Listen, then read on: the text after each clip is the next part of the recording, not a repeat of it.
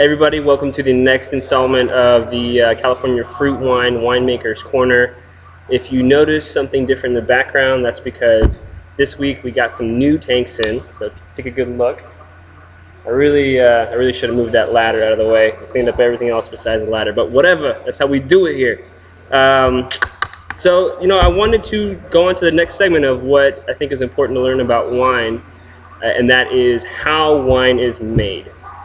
First thing to understand is wine is basically juice that is converted into wine, and really what it is, it's a process called fermentation. This process is one of three basic steps that result in the finished product wine. Fermentation is very simply the conversion of sugar into alcohol.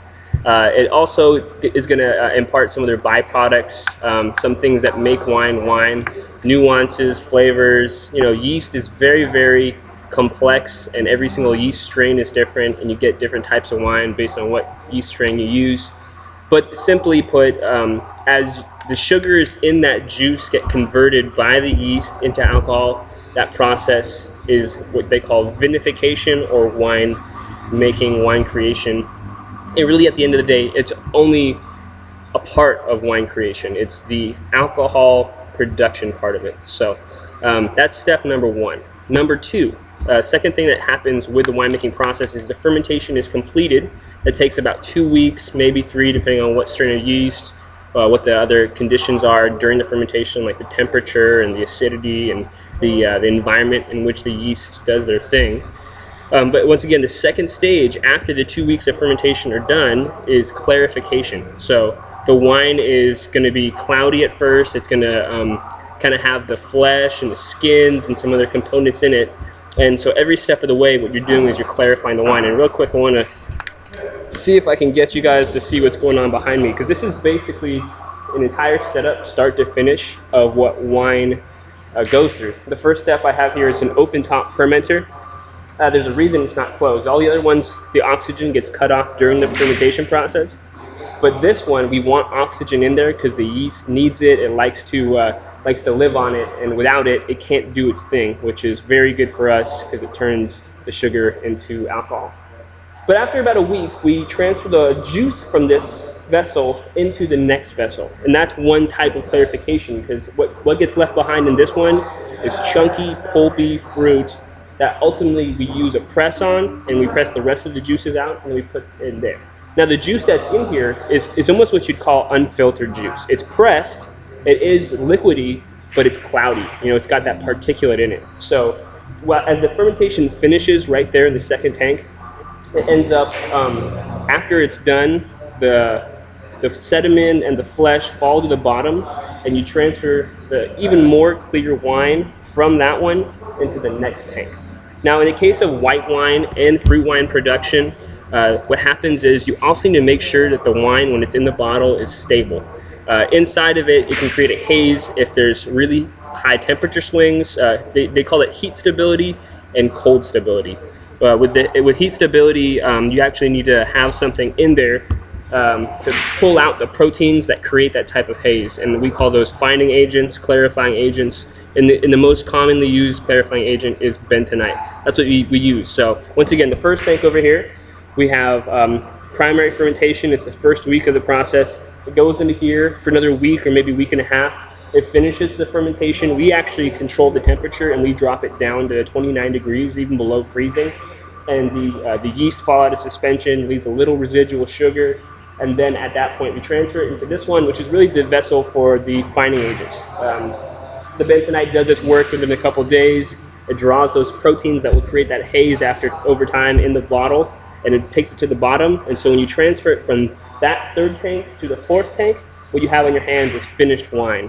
Now, what I just described to you, once again, the first process was fermentation, the second process, clarification, and then what you commonly see in a lot of wineries is aging. And now aging is almost only done to transfer really bitter components in the wine and soften them out, make them more palatable. And that's done with red wine. Once again, if you remember the first couple episodes of the Winemaker Corner, it had the tannins Tannins are found in the seeds and skins of grapes, also in the seeds and skins of other fruits, but since grapes have a higher concentration, you get a lot of bitterness. And red wine is fermented with the skins, white wine is not fermented with the skins. So red wine is traditionally put in oak barrels to age, and oftentimes, depending on what style of wine a winemaker is going for, white wine will not go into oak barrels. They'll be basically bottled once it's clear, and in commercial wine production, like big wineries that get it into grocery stores, that can be as early as 4 weeks, more often 6 weeks to 3 months. And so that's more like what we do here with California Fruit Wine. A little shout out once again, we just had our 1-year anniversary and our grand reopening. We got these last week. I'll show you a little bit. I showed you some in the previous videos, but we got some pallet racking back there. Obviously the tanks. Those are our doors. But wait, let me do a quick swing to the back side of the bar. This is really weird. There. Okay, so we got purple paint all up and everywhere. There's my brother and the interns and Nate. Our menu, I don't know. It is what it is. We spent a lot of time, a lot of work to get it where it needs to be for the grand reopening. We had, by our count, somewhere between 250 and 300 people that day. Just overwhelmingly gracious response to our invitation to come out and celebrate it with us. We obviously were showcasing our pumpkin spice wine, made things really festive, great wine for Thanksgiving, so we sold a lot of it. Definitely the best day we've ever had for numbers and sales. And the real thing we're doing with these actually is we're getting into stores, so stay tuned for that. Anyhow, like I said before, I'm looking for a catchphrase to end these episodes with, and what I did is I really dug down into my heart to figure out what kind of defines who I am, gives you a little bit of like what I'm all about. And I like the whole classy thing. I mentioned that in the last one, like stay classy. The thing with classiness is that sometimes it can lead to like this elitist, I'm better than you because I'm classy and you're not type of thing. And I don't like that. I'm down to earth, like I said. So I want to say something like stay classy, but keep it real, man. I'm out.